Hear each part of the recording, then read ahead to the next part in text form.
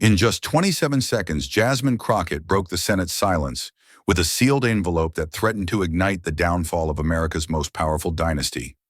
Gasps rippled into chaos as Ivanka Trump's polished smile fractured the weight of 25 years of buried DNA pressing into the chamber like a storm. One document had already cracked the myth of heritage, and with it came the question that echoed through marble halls: what other truths had been entombed beneath the floor of power? In the next few seconds, you will witness the truth that they never wanted the public to know. The Senate chamber felt less like a hall of governance and more like a pressure cooker ready to detonate. Lights glared down from above, unforgiving and hot, bouncing off polished marble until the air itself seemed to hum. Reporters leaned forward on their elbows, eyes wide, their pens scratching against paper, as though speed might keep pace with history. Aides shifted uncomfortably in their seats, sweat trickling beneath crisp collars, each second dragging heavier than the last. And there at the center of it all, the mahogany table gleamed under the spotlight, a stage for secrets waiting to explode. Jasmine Crockett did not fidget. Her stillness was its own weapon, a blade sharper than panic. Her palm rested lightly on the sealed envelope before her, and though she barely touched it, the room treated that paper like dynamite. Every gaze locked on her hand, the simple gesture a silent countdown no one could stop. Across from her, Ivanka Trump sat poised, chin-lifted suit, flawless, radiating the kind of arrogance born from old money, an untouchable legacy. The silence grew dense, suffocating, until a senator's pen slipped from his fingers and clattered against wood, the smallest sound yet. It cracked the atmosphere like gunfire. Heads turned sharply, breaths caught in unison, and then eyes snapped back to Jasmine. She did not blink. She did not move. The chamber was hers, though she had yet to speak a word.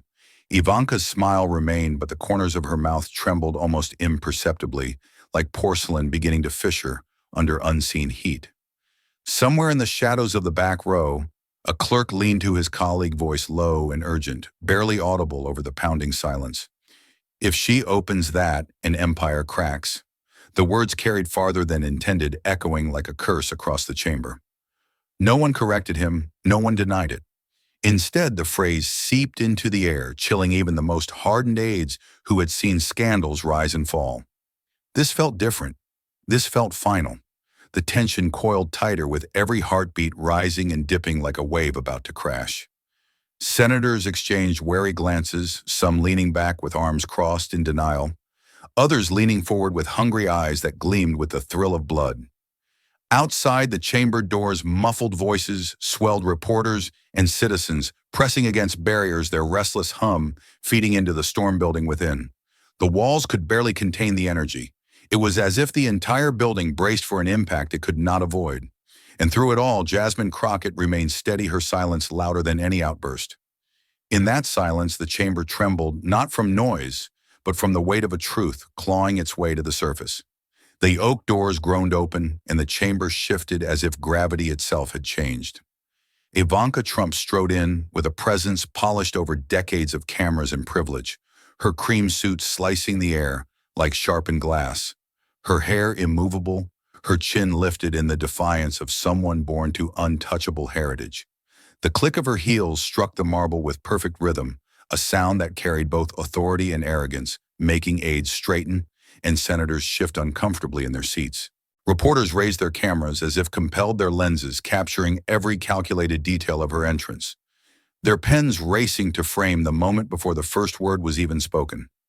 She took her seat across from Jasmine Crockett, folding herself into the chair with practiced grace, offering a smile that belonged in glossy magazines, not in a room trembling on the edge of revelation. Jasmine did not smile back. Her stillness was surgical, her eyes cold as steel, her hand resting near the envelope that now seemed to throb with invisible weight.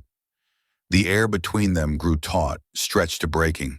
For a heartbeat, nothing moved, and then Jasmine's voice cut through the silence, low and deliberate, each syllable slicing like a blade. "Can you prove under oath that Donald Trump is your biological father?" The question detonated. Gasps erupted across the chamber, like small explosions. Senators jolting in their seats, reporters' pens, scratching furiously, cameras snapping in rapid fire. One aide dropped his notes pages, scattering across the floor like shrapnel, but no one stooped to pick them up. The silence that followed was not empty, but electrified, as though the room itself recoiled and held its breath. Ivanka's smile did not break. Instead, it widened with deliberate precision, though the faintest tremor touched the edge of her mouth. She leaned into the microphone, her voice smooth, her tone rehearsed. Congresswoman Crockett, I have built companies. I have stood on global stages. I have advised a president of the United States. My accomplishments are not chance, they are heritage. The word dropped heavy, reverberating, meant to silence doubt with the authority of bloodlines. She paused and with pointed emphasis repeated, My father raised me for this. The sentence hung like smoke in the air, and the chamber fractured into two worlds. Some senators nodded, their faces hard with loyalty, clinging to the comfort of a dynasty they had long served. Others sat frozen, their gazes flicking nervously between Ivanka's flawless mask and Jasmine's still hand on the envelope. Reporters leaned forward, their pens nearly tearing through paper, desperate to catch each syllable as history sharpened itself. The envelope became more than paper. It became a living thing, a silent predator lying in wait. Every time the camera zoomed in on its unbroken seal, the tension thickened, pressing against lungs, dragging down breaths. It seemed to pulse under the fluorescent lights, promising to end the debate with a single movement of Jasmine's hand. Even Ivanka, for all her poise, could not keep her eyes from flicking toward it, a glance so fleeting, but enough for the gallery to sense the first fracture. Jasmine tilted her head, her lips curving into the faintest shadow of a smile with no warmth, only warning. Heritage, she repeated softly, letting the word twist in the air, turning it from shield to weapon. Heritage is a story, but stories don't always survive the truth. The words struck like stones against glass, invisible cracks, forming in the dynasty's polished facade. Ivanka's hand gripped her pen tighter, her knuckles whitening, her composure unshaken, yet fragile, as if the entire legacy she carried balanced on the thin edge of denial. Senators leaned closer, breaths caught in their throats, waiting for the next strike. And in that unbearable stillness, as the envelope loomed between them like a fuse waiting to be lit, the dynasty showed its first flinch. Across America, the question detonated far beyond the marble chamber. In a dim cafe in Brooklyn, voices rose above the hiss of the espresso machine. One man scoffing that it was all theater. Another swearing under his breath that Jasmine Crockett wouldn't gamble everything unless she had ironclad proof. In a Chicago bar, the television volume was muted, but captions rolled across the screen, and the room stilled as Ivanka's words replayed in looping silence. Some patrons shook their heads, clinging to the belief that power never cracks. Others leaned in close, whispering that history was shifting in real time, and they could feel it under their feet. Phones buzzed on subway platforms, in hospital waiting rooms, in classrooms where teachers paused lectures to sneak a glance. TikTok loops already replayed Jasmine's question, the words captioned in bold red letters that seared themselves onto millions of screens. Can you prove Donald Trump is your biological father under oath? Hashtags multiplied. Hashtag truth or theater. Hashtag empire on trial. Hashtag DNA storm. The public fractured into tribe cynics, dismissing the spectacle believers, swearing this was the reckoning, and millions caught in the pull of both disbelief and anticipation. Back in the chamber, the tension pressed harder than the air itself.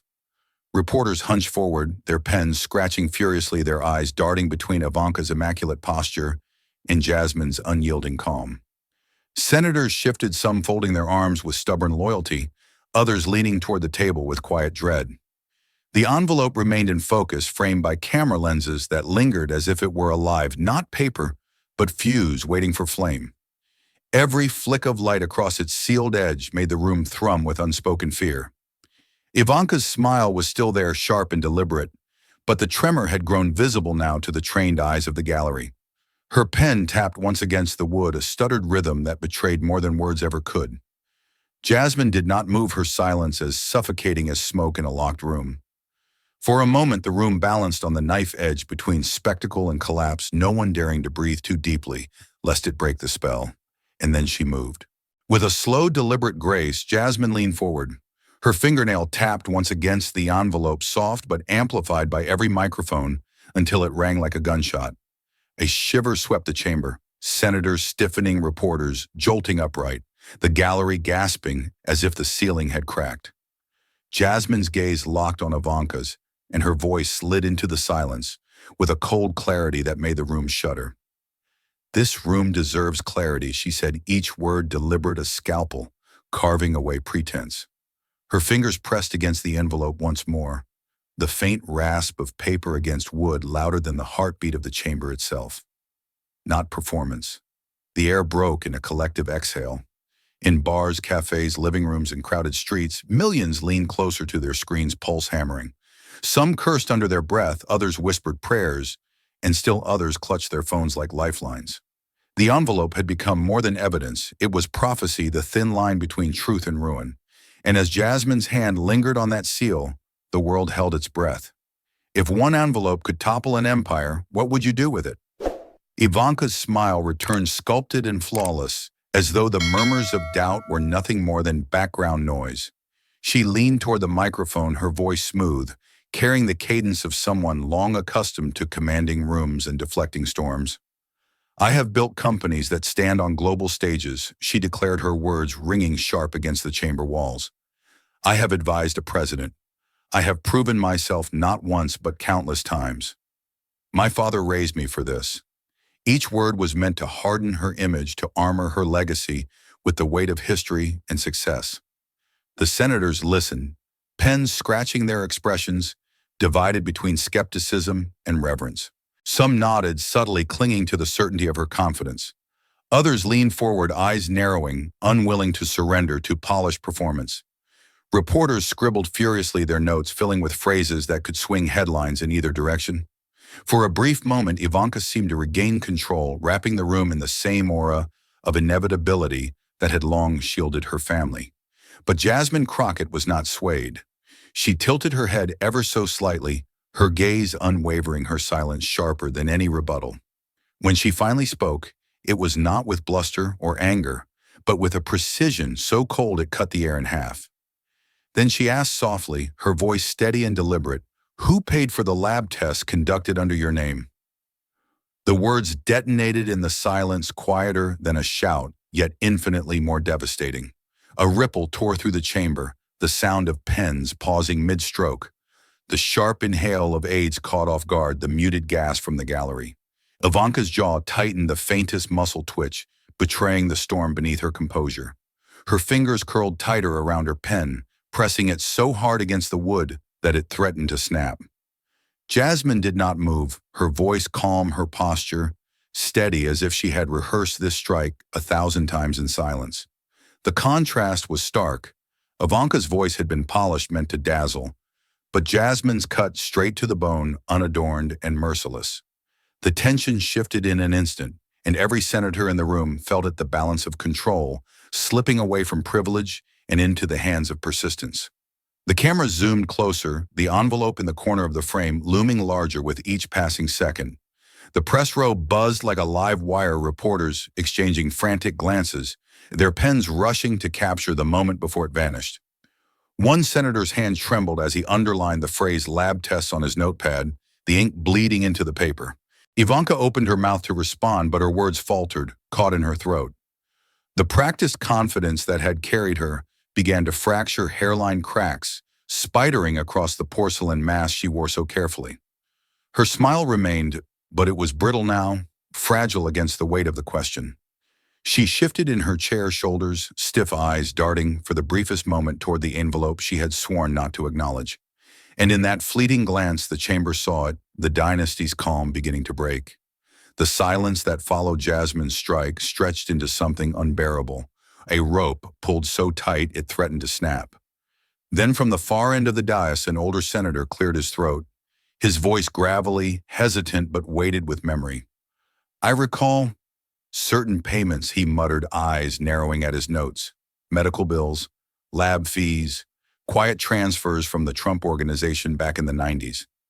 His words hung heavy, half confession, half accusation, and the chamber inhaled sharply, as if bracing for collapse. Ivanka's smile quivered, the sheen of control slipping under the pressure of history reborn. Her hand twitched once, a small betrayal that cameras caught in merciless close-up. Reporters scribbled with frenzy, underlining medical payments and circling it like a live grenade dropped on paper.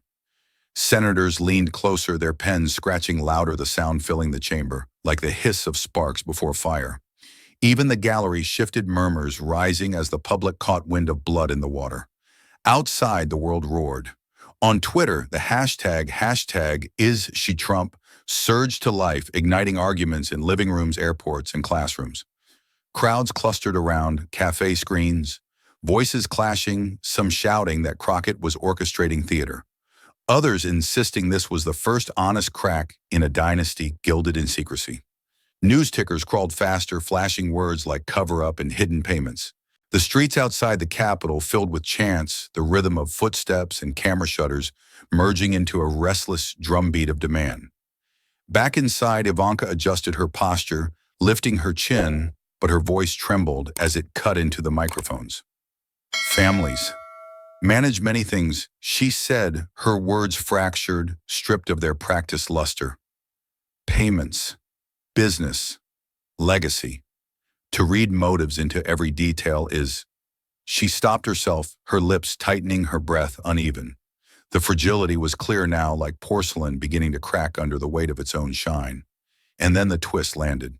A junior aide, fumbling with a stack of documents, dropped a page onto the floor. It skittered across the chamber tiles, a whisper of paper, louder than any shout. A reporter lunged forward, eyes wide, reading aloud before security could react. Eugene, 1997 report, Ivanka. The name and date echoed like thunder. The chamber erupted. Senators whispered sharply to one another, their notes abandoned in frantic disbelief.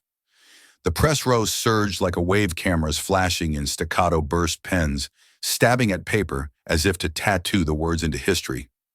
In the gallery, gasps and mutters collided, one voice breaking through the din. She's been tested before. The words hung in the air, poisonous and undeniable.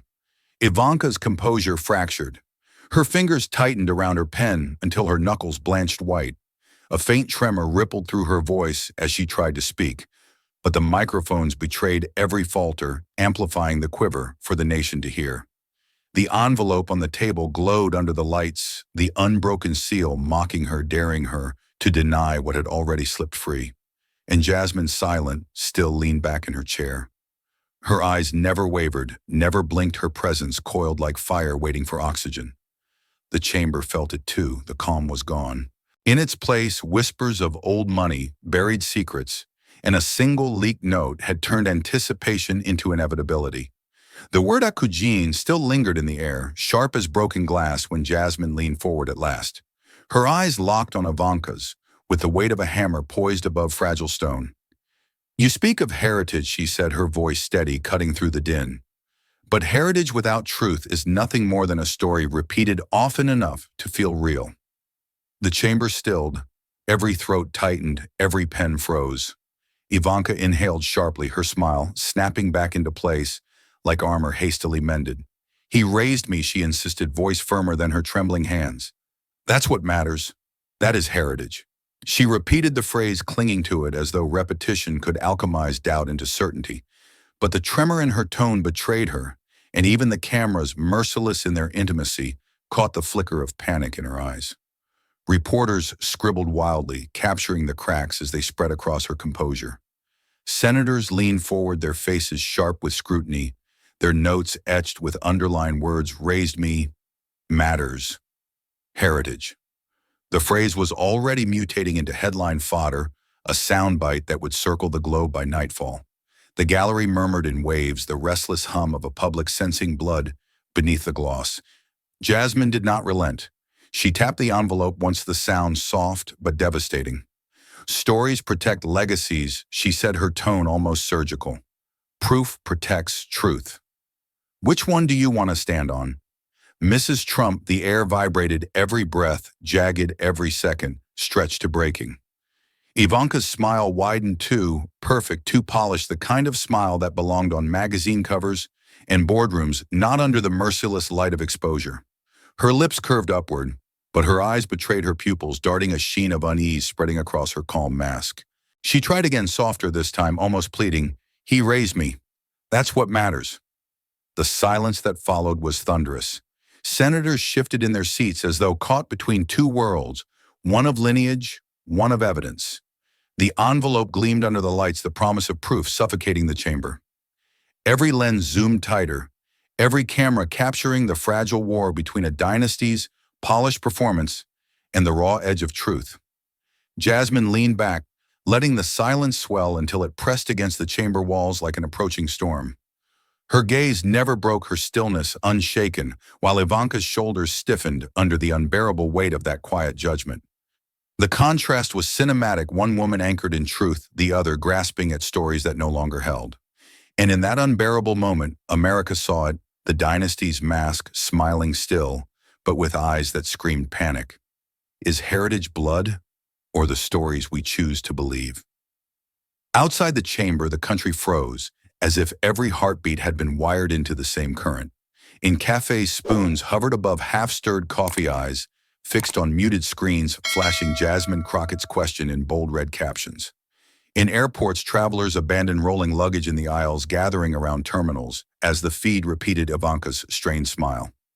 Living rooms across America glowed with the cold light of television families perched on the edge of couches, silence heavier than words. It wasn't just politics anymore, it was personal. Arguments broke out in whispers that quickly became shouts. At a diner in Ohio, two men leaned across a booth, one slamming his palm flat on the table. "She's tearing this country apart." The other shook his head, his voice trembling. "No, she's finally showing us the truth." In Texas, a veteran stood rigid before the screen arms, folded his lips pressed into a thin line. "If they've lied about blood," he muttered, "what else have they buried?" His wife, sitting beside him, reached for his hand, her own eyes brimming with conflict. On TikTok, clips of Jasmine's stillness exploded, her silence looped over and over, millions watching the unblinking gaze that had rattled an empire. Twitter boiled with hashtags until one rose above the chaos, #DNA earthquake. It trended not just nationally but globally, flashing across timelines in London, Lagos, and Seoul. Memes, outrage, prayers, and disbelief tangled together in a storm of digital noise, a collective gasp amplified to infinity. Every retweet, every comment, every share added fuel to the fire that had already breached the walls of Washington. In classrooms, students whispered fiercely, some laughing nervously, others glued to their phones, unable to look away.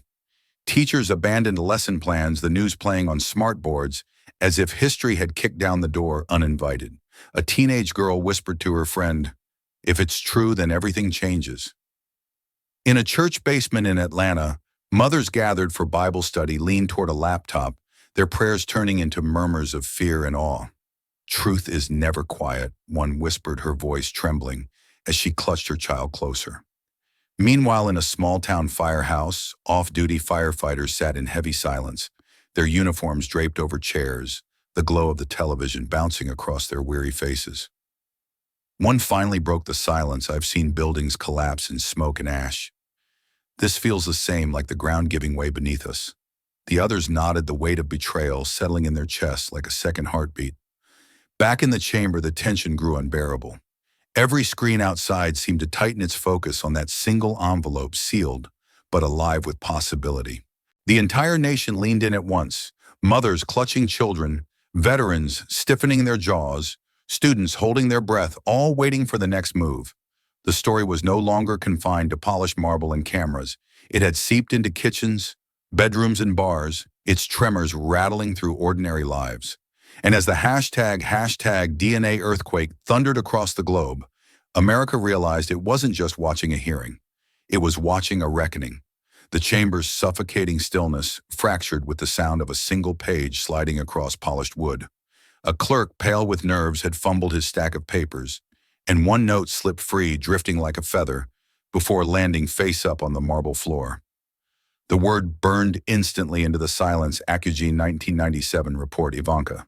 For a second, no one moved, but the silence detonated all at once, 1,000 gasps colliding into chaos. Reporters lunged forward, pens stabbing at paper cameras, clicking in machine gun bursts. Voices overlapping in frantic disbelief. The press gallery erupted into a storm of noise. Journalists shoved recorders into aides' faces demanding answers. Questions fired faster than they could be dodged. Was there testing? Who authorized it? Why wasn't it disclosed? Aides stammered, their polished composure unraveling under the blinding lights. Phones lit up across the room. Headlines already being drafted mid-sentence while hashtags surged again. Hashtag DNA earthquake, now joined by hashtag Accugene report. It was no longer speculation. It was paper ink and the stain of history leaking into daylight. Through it all, Jasmine Crockett did not move. She sat perfectly still, her silence more commanding than the shouts reverberating through the chamber. Eyes locked on Ivanka, she let the storm rage around her, her stillness radiating control. The envelope lay untouched beneath her hand, but its power multiplied, feeding on the frenzy. Every second that Jasmine refused to speak tightened the screws on Ivanka, whose smile was starting to collapse under the weight of cameras and whispers.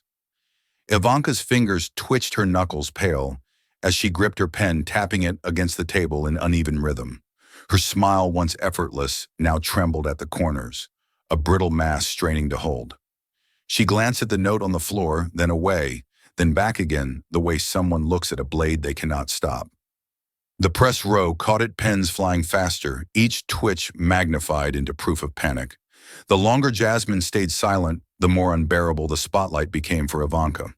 In the far corner of the dais, a senator leaned toward his colleague, his voice low but audible enough for the microphones to catch. "I saw the sealed funding years ago," he muttered, his tone edged with dread.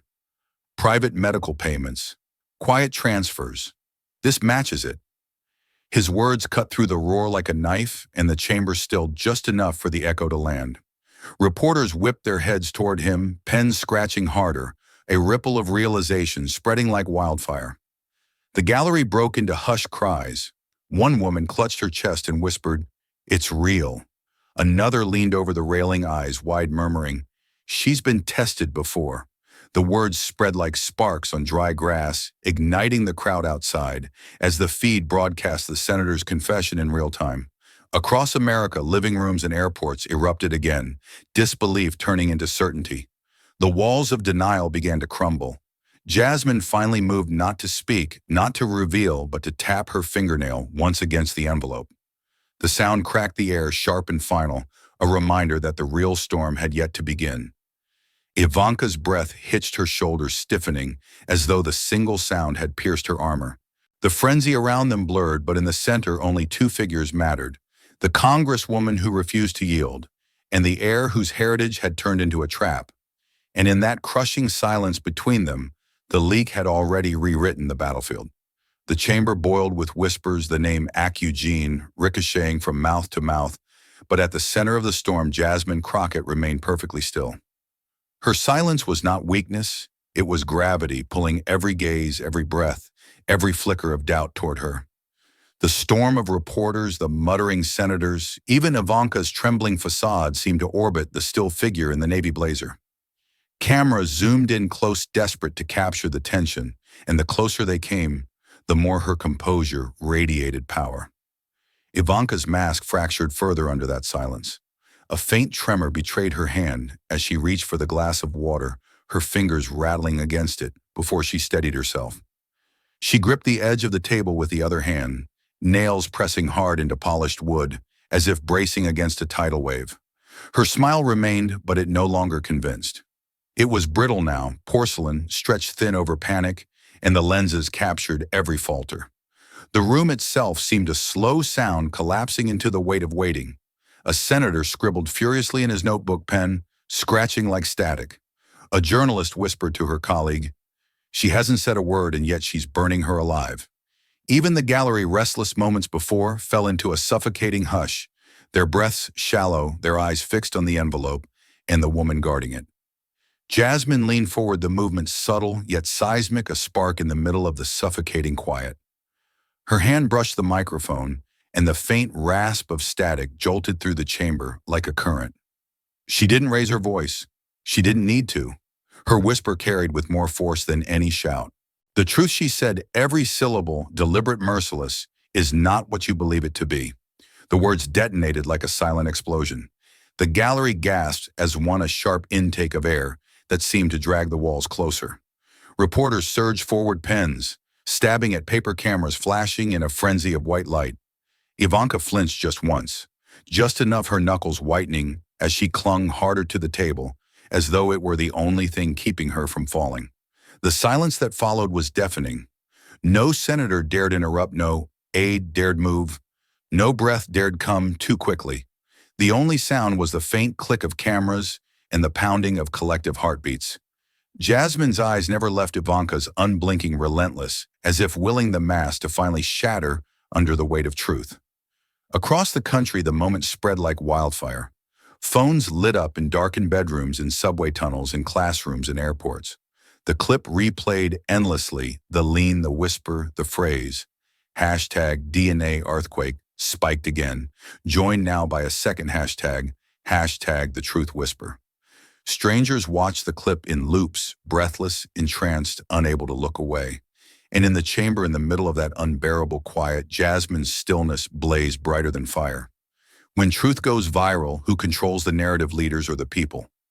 The chamber was a tomb, every sound swallowed whole by the weight of Jasmine Crockett's whisper. Then with deliberate calm, she reached for the envelope. Her fingers slid beneath the seal, the soft tear of paper slicing through the silence louder than any gavel. The room inhaled as one senator stiffened. Aides froze mid-breath, reporters clutched their pens until knuckles blanched. The sound was surgical, final, the sound of history being opened. As the flap peeled back, gasps erupted like gunfire ricocheting across the chamber walls. Cameras surged forward, lenses narrowing in on the yellow documents revealed beneath the fold. The words Akujun 1997 glared under the fluorescent lights, their ink stark and merciless against decades of denial. Reporters scrambled to capture every angle, shutters firing in frantic bursts, their flashbulbs igniting like lightning in a storm. A senator dropped his glasses, the clatter echoing across the marble, but no one dared stoop to retrieve them. Jasmine laid the report flat on the table, her hands steady, her face unreadable. The paper glowed white-hot under the glare of the lights, fragile yet indestructible, thin as skin yet heavy as stone. Ivanka's eyes locked on it, her smile collapsing into something brittle, the faint tremor of her jaw betraying the storm beneath.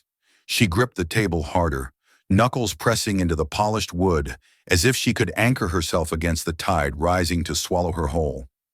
Beyond the chamber, America froze mid-motion. In diners, forks hung suspended above half-eaten plates. In living rooms, glasses of water paused inches from lips, drops trembling against the rim. In airports, travelers stood still, hands still gripping luggage, eyes glued to television screens overhead. The country became a gallery of statues, millions caught mid-bite, mid-sip, mid-sentence, their lives interrupted by the unsealing of a truth too heavy to ignore. The gallery inside the chamber leaned forward as one chair's groaning under sudden movement. Whispers surged through the rows, frantic and disbelieving. She opened it. Someone gasped, their voice trembling like a prayer. Reporters nearly climbed over one another, microphones thrust forward, every syllable of the unfolding moment consumed like oxygen in a fire. And still Jasmine said nothing. She let the paper speak, let the silence expand until it became unbearable. The words on the page, though, unread aloud, seemed to shout across the chamber, louder than any performance, sharper than any defense. The air grew thick with inevitability, the kind of inevitability that topples dynasties and rewrites legacies. The truth had left its cage, and though it was only ink on paper, it cut deeper than steel. The words on the page were clear, unflinching, undeniable: Fred Trump Jr., biological father. The chamber convulsed with gasps, the sound colliding into a storm of disbelief that rattled the marble walls. Reporters surged forward, shouting questions that blurred into static cameras, snapping in relentless bursts, each flash igniting the chamber like lightning strikes. Senators exchanged frantic glances, their pens dropped, their notes abandoned, their composure shattered. For the first time, the dynasty's polished myth cracked in public view. Ivanka's mask shattered with it. She shot up in her chair, her voice rising higher than it ever had, shrill and jagged against the suffocating silence. "This is private," she screamed, her fist trembling against the table. "This is a witch hunt." The cry echoed through the chamber, breaking against the walls like glass hurled into stone. Her composure, once untouchable, now burned with the heat of panic and fury. Jasmine did not flinch. She leaned into the microphone, her voice as cold and sharp as steel cutting through flame. "Witches burn when there's fire," she said, her tone steady, merciless. "What's burning here is truth." The sentence landed with the weight of a hammer, extinguishing every echo of Ivanka's outburst. The chamber fell into stunned silence once more, as if the very walls bowed to the inevitability of her words. Outside, the nation erupted. On Twitter, hashtags exploded like fireworks. Hashtag Real Trump Daughter shot to the top of the trending list, surging past celebrity gossip and world news within minutes. TikTok loops replayed Ivanka's crackling scream paired with Jasmine's razor reply, millions of users stitching reactions of gasps, cheers, and stunned silence. Comment sections flooded with disbelief, rage, and vindication, each voice part of a tidal wave roaring across the globe. Inside the chamber, Ivanka's face twisted, her once glossy calm reduced to raw fury. Her cheeks flushed, her chest heaved, and her hands shook as she gripped the edge of the table, desperate to keep control that was already gone. She repeated the words again, weaker this time, almost pleading. "This is private. This is private." But the microphones betrayed her tremor, amplifying it for the world to hear. Her denial no longer carried authority, it carried fear. Reporters sensed blood. They shouted over one another, voices layering into chaos. "When did you know? Why was it hidden? Who paid for the tests?" Their questions lashed across the room like whips cutting deeper than any accusation. Ivanka blinked rapidly, her gaze darting to aides who could not save her, to senators who looked away, to the envelope that now glowed like a brand. Jasmine remained still, her silence a weapon deadlier than sound. She didn't need to push. The truth had already detonated, and its shockwave rippled through every corner of the chamber, every cafe, every bar, every living room in America. The dynasty had been pierced, and no frantic denial could stitch it shut. And so as Ivanka trembled, gripping the table as though it might anchor her to a collapsing world, the fire of truth raged higher. It was no longer a question of whether the empire cracked. It was a question of how much of it would burn. Ivanka's mask shattered completely. Her hands shook violently against the polished wood knuckles, whitening as she clutched for stability. Her breath came ragged, uneven, dragging through her throat like broken glass. The cameras caught it all, the trembling fingers, the quivering lips. The panic etched into her once perfect face. For decades she had been untouchable. Now the world watched her unravel in real time. The Senate chamber cracked open with fury. Conservative senators pounded the table, their voices sharp and indignant. "This is indecent. This is a circus," they shouted, their words echoing like desperate shields. Across the aisle, liberal senators rose to their feet, their voices cutting just as fiercely. "This is accountability. This is justice." The clash of voices collided in the air. Chaos layered upon chaos, drowning the chamber in noise and fury. Reporters scrambled their shouts, overlapping their pens, scratching until pages tore. Microphones thrust forward like weapons, demanding explanations no one could give. The press gallery buzzed with electricity, the sound of history mutating in real time. Every second fed the frenzy, every flashbulb burned deeper into Ivanka's collapse. Outside, the roar of the crowd swelled until it thundered through the Capitol's stone walls. Tens of thousands of voices fused into a single chant, raw and relentless: "Truth now! Truth now! Truth now!" The sound shook the windows, reverberated through the marble, and bled into the chamber like a war drum. It was no longer a hearing. It was a reckoning, the people pounding at the gates of power. Ivanka's chest heaved as she forced herself upright, but her voice betrayed her. "This isn't fair," she stammered, words trembling, cracking under their own fragility. "This isn't who we are." But the microphones magnified every quiver, broadcasting weakness to millions watching in bars, living rooms, and airports. Her image, once curated into perfection, had been reduced to fragments of fear. Jasmine did not move. She didn't need to. Her silence was fire, her stillness, the weight that bent the room around her. Every camera lens turned from Ivanka's collapse back to Jasmine's unshaken form, the calm center of the storm. It was her refusal to shout, to gloat, to break that made the contrast unbearable. One woman clung to a collapsing dynasty, the other embodied the inevitability of truth. The senators' voices clashed louder, some demanding adjournment, others insisting the hearing continue. The gavel cracked against the desk, but even its sharp strike could not compete with the chants outside, the cries flooding in from the streets. Truth now! Truth now! The people's roar was no longer an echo.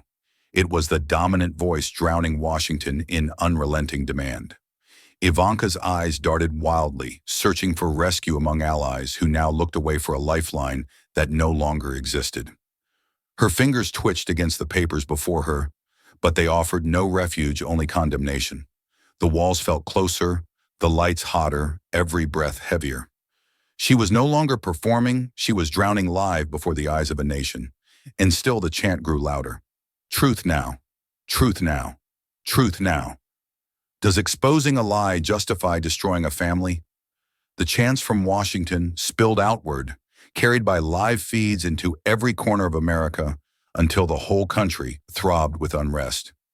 In a New York bar, the crowd erupted when Jasmine's words replayed on screen beer, sloshing over counters as strangers shouted at televisions as if the walls themselves could answer back. Some cheered, fists raised high, others jeered, faces twisted with disbelief, their arguments colliding louder than the music that had been cut off hours earlier.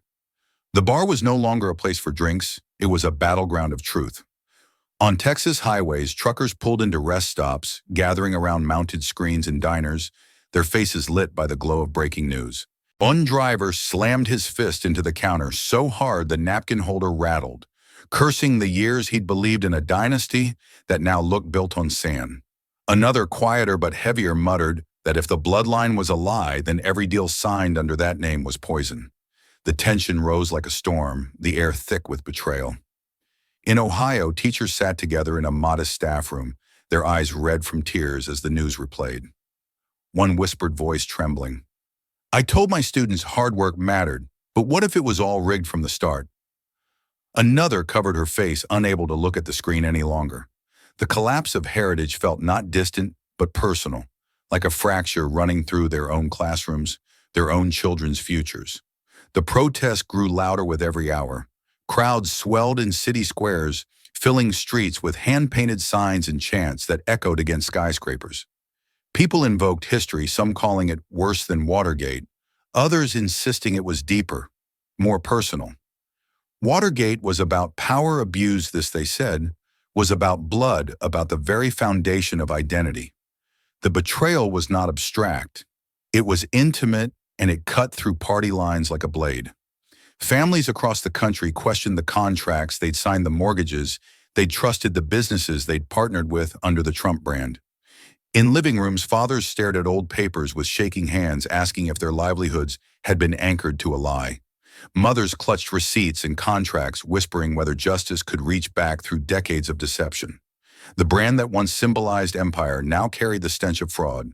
And through it all, the noise rose in bars, in schools, in streets, and living rooms, a collective roar that no gavel, no microphone, no denial could silence. America had become a nation on its feet, shouting into the night, demanding to know what was real. The upheaval was no longer just political, it was personal, raw, and unstoppable. The uproar in American streets did not stop at its borders. It bled across oceans, igniting headlines in capitals that once looked to Washington for steadiness. In Paris, the evening news opened with Jasmine Crockett's still frame, her hand resting on the envelope, the words translated in bold subtitle, "La vérité n'est pas ce que vous croyez."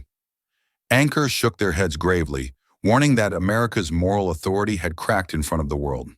Cafes that once buzzed with politics and abstraction now erupted with raw debate, strangers leaning across tables to argue whether a nation built on myths could ever lead again.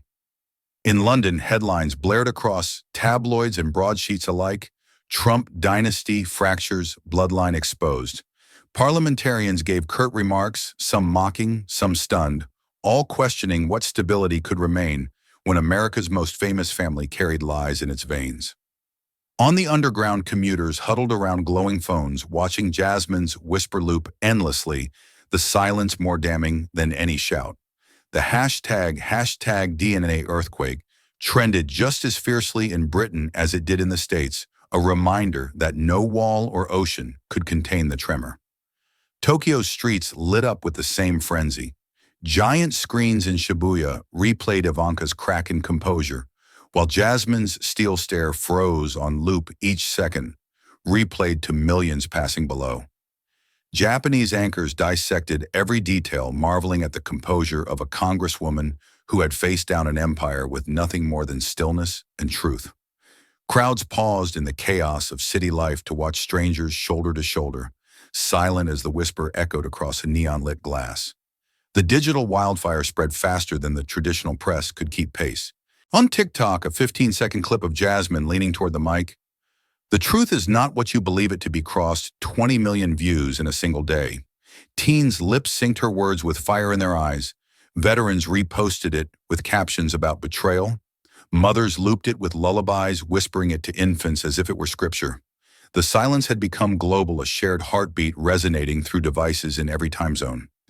In Rome, Berlin, Lagos, and Buenos Aires, protests sparked not out of American loyalty, but solidarity with the idea that truth must claw its way past dynasties. Strangers embraced in public squares, some crying openly, others chanting Jasmine's name with an energy that transcended language. Crockett, Crockett echoed in accents from every continent, her name transformed into a chant, a prayer, a battle cry. Diplomats scrambled, questioning whether treaties and negotiations could carry weight when the nation signing them could not tell its own truth. Allies raised eyebrows, adversaries smirked, and in the chaos, one thing became certain. Jasmine's silence had spoken louder than America's power. And across the world, ordinary people felt it in their bones. The truth was no longer confined to marble walls. It was theirs now, burning in their throats, trembling in their hands, roaring in their chants. The world was already roaring when Jasmine Crockett stepped up to the podium, the light striking her face like fire against steel. The marble chamber, still trembling from the revelation, fell into a silence so sharp it carved the air. Reporters leaned forward, cameras zoomed in every lens, searching for a crack, for a tremor, for any sign that she might falter. But Jasmine did not falter. Her voice came low, steady, resolute. This is not a personal victory. This is proof truth can still stand tall in America. The words detonated not with noise, but with weight rolling outward in waves. For a heartbeat, silence lingered, as though the nation was holding its breath all over again. Then the applause came sudden and explosive, like thunder cracking open a storm. It rose from the gallery, first spreading through the chamber in surging waves until the very stairwell shook with the sound. Cheers cascaded down corridors, echoing off marble and glass, a roar too powerful to be contained. Beyond those walls, the reaction was immediate. Crowds gathered in city squares erupted into chants, strangers weeping as though a dam had finally burst. In living rooms, families stood to their feet, clapping as if their hands alone could reach her across the screen. Veterans in dim bars wiped tears from their eyes. Teachers hugged their students. Mothers whispered Jasmine's words into their children's ear like a lullaby of hope. Across the country, applause became a second language, the sound of a people remembering what it felt like to believe. Jasmine stood unmoving in the face of it all, her expression calm, but her eyes burning. She was not just a congresswoman in that moment. She was warrior and witness, both the embodiment of a struggle older than the chamber itself. Every movement, every breath was etched into history by the cameras flashing in relentless bursts, her stillness framed as defiance, her voice immortalized as truth. Ivanka sat collapsed in her chair, the roar of applause a tide she could not fight. Senators exchanged looks, some pale with dread, others flushed with awe, all of them dwarfed by the tidal wave Jasmine had unleashed. The dynasty that once loomed untouchable now felt small, eclipsed by a woman's unshaken resolve and the nation's echoing response. The envelope had cracked a family, but Jasmine's silence and words had cracked something deeper, the myth of inevitability. The ovation did not end quickly. It grew, cresting higher, rolling through the chamber like a living force. Reporters dropped their pens just to clap, aides forgot their rehearsed composure. Even hardened senators found their hands colliding in reluctant applause. It was not orchestrated. It was raw, erupting like fire, fed by oxygen impossible to smother. Jasmine let it wash over her without flinching. Her hands gripped the podium, her breath steady, her gaze unbroken. She had not sought this for herself, but for the truth that had been buried and silenced, for the proof that could no longer be denied. In that moment, the world did not see a politician. It saw a sentinel of truth standing unshaken against the empire of lies. And as the applause thundered into history, one question lingered in the hearts of millions, echoing louder than the cheers themselves. Can one revelation rebuild trust in democracy? The applause that had shaken the chamber was still echoing across the nation when the first cracks in the Trump wall began to show. Allies scrambled in every direction, their statements sharp, conflicting, desperate. Some threatened lawsuits against the committee, their voices rising in press conferences like cornered animals. Others whispered about distance, about waiting to see how the storm settled before daring to claim allegiance again. The once solid phalanx of loyalty splintered into panic. Ivanka disappeared from the public eye, slipping past cameras, like a shadow retreating from light. Yet even in her silence, fragments leaked, a hot mic catching her whisper, "This isn't fair. This isn't my fault." The words spread faster than any official statement, played on repeat across news networks, dissected in articles, looped endlessly online. They revealed not strength but fragility, the trembling truth behind a dynasty's mask. Behind closed doors, attorneys huddled with Trump allies, drafting legal threats meant to scare rather than stand. Memorandums were prepared at breakneck speed, filled with accusations of defamation, constitutional violations, anything to stall the bleeding. But their language reeked of desperation, the kind of frantic defense born not from confidence, but from fear. Every new threat sounded less like law and more like the last gasps of a dynasty gasping for air. For decades, arrogance had been their shield, the unshakable confidence that power would always bend to their will. Now that arrogance cracked, replaced by the tremor of uncertainty and the sting of exposure. Ivanka's whispers betrayed the truth. She was no longer the untouchable heiress of polished glass and marble, but a woman cornered by proof she could not outrun. And as the cameras searched for her face and found only silence, the world began to understand the wall wasn't just fractured, it was collapsing. The revelation did not stay locked in marble chambers. It spilled into kitchens, offices, classrooms, and factories, igniting arguments that cut deeper than politics. Citizens demanded to know if contracts, policies, and business deals signed under the Trump name still held legitimacy. Some shouted that they should all be voided, that fraud had poisoned every signature. Others warned of chaos, of tearing apart a system already fraying at its seams.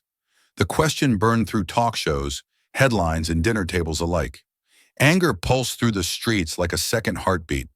Protesters marched with handmade signs, their chants echoing against glass towers that once bore the Trump brand with pride. Betrayal radiated from their voices, the betrayal of families who had believed, invested, and trusted in a name now revealed as hollow.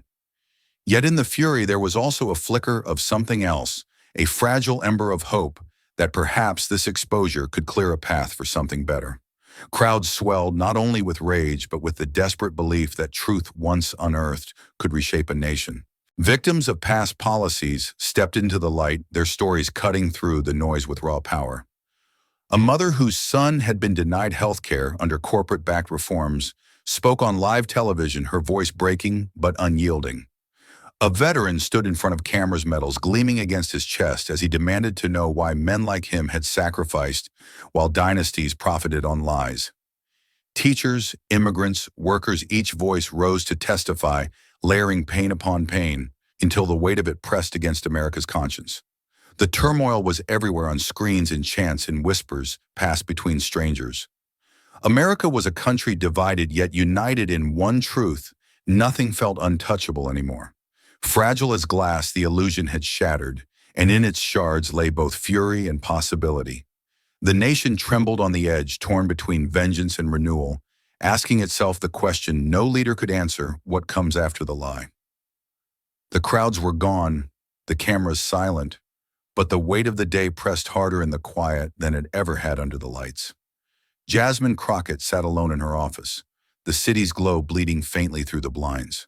Papers lay scattered across her desk, evidence of a battle won. Yet her chest carried the heaviness of war still raging. In the silence, old warnings returned like ghosts. The system was built to erase you. Her fingers brushed the edge of the now empty envelope, and tears welled despite her steel composure in the chamber. She let them fall one by one, each drop, carrying the names and faces of those silenced before her, the forgotten, the dismissed, the erased. She remembered her grandmother's trembling voice reminding her that proof mattered, because memory could be stolen. Every lesson, every scar was alive in her tonight. Yet through the ache came resolve aflame that did not roar but burned steady, quiet, unyielding. Jasmine leaned forward, her hands clasped, her breath shaking but firm.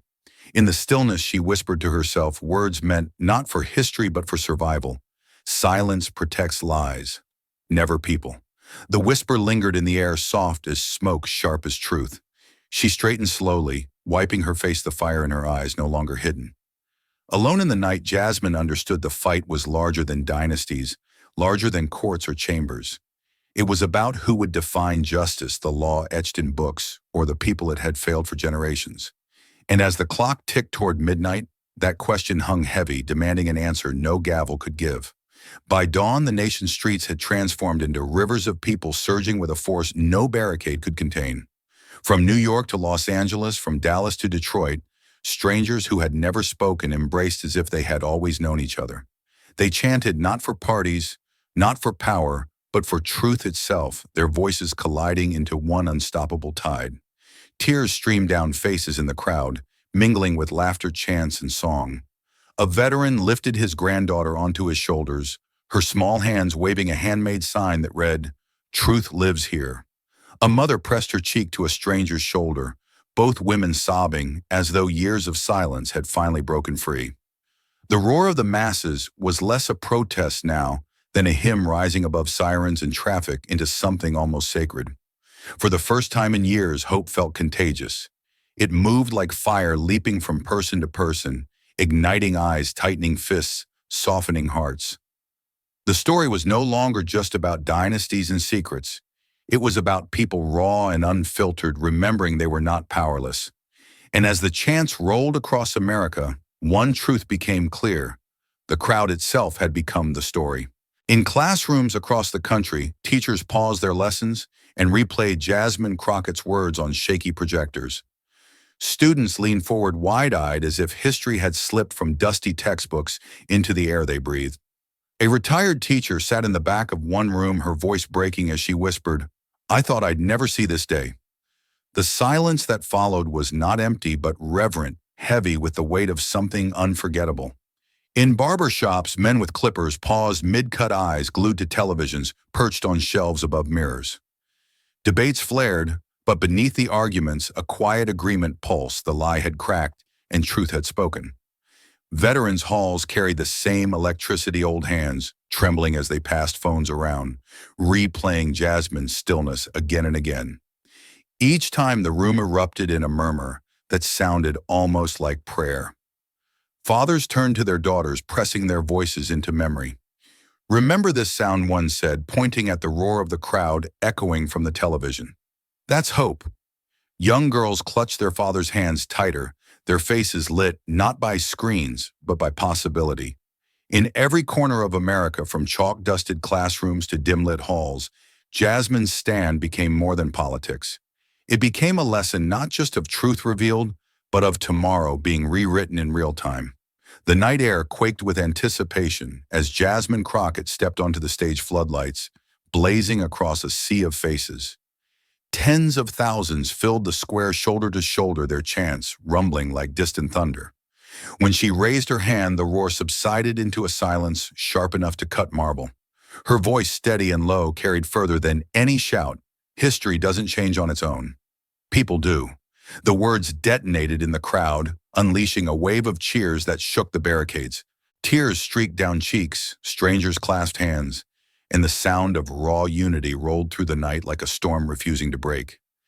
Jasmine's face glistened under the lights, but her eyes burned with the steady fire of someone who had carried weight heavier than her own name. She did not speak as a victor. She spoke as a vessel for every silenced voice finally breaking free.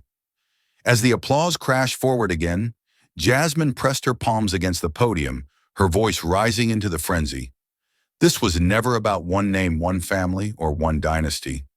This was about every worker dismissed, every mother ignored, every soldier forgotten. This was about you.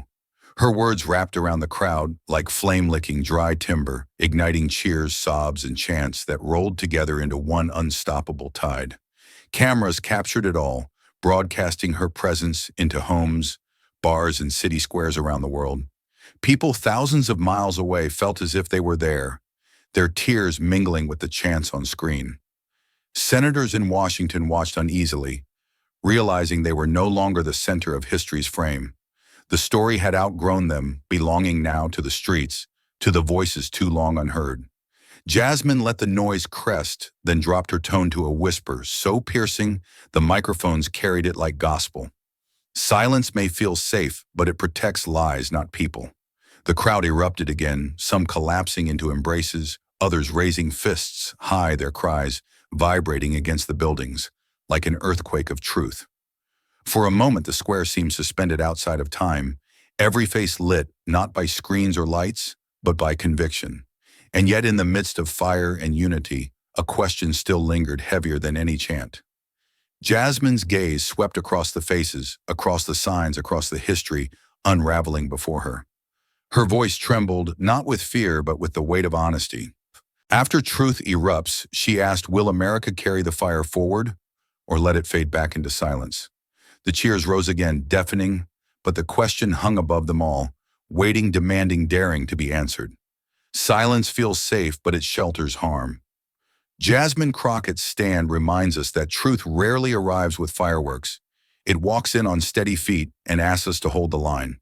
For those who've lived long enough to see cycles repeat, courage is not volume, it's clarity, restraint, and staying put when it counts. Trust is rebuilt in small, stubborn acts, documenting, asking, verifying, telling the hard thing once and again. Action. This week, name one place where quiet has protected a lie, then replace it with a documented fact. Start small. Start today. In your own life, where can you break the silence to protect truth and those you love? Thank you for watching until this moment and for standing with us on this journey for justice. Your support means everything. Like, subscribe, and turn on notifications so you never miss what's next. And we'd love to hear your thoughts. Leave a comment below and let us know what moved you most in this story. Together, our voices make a difference.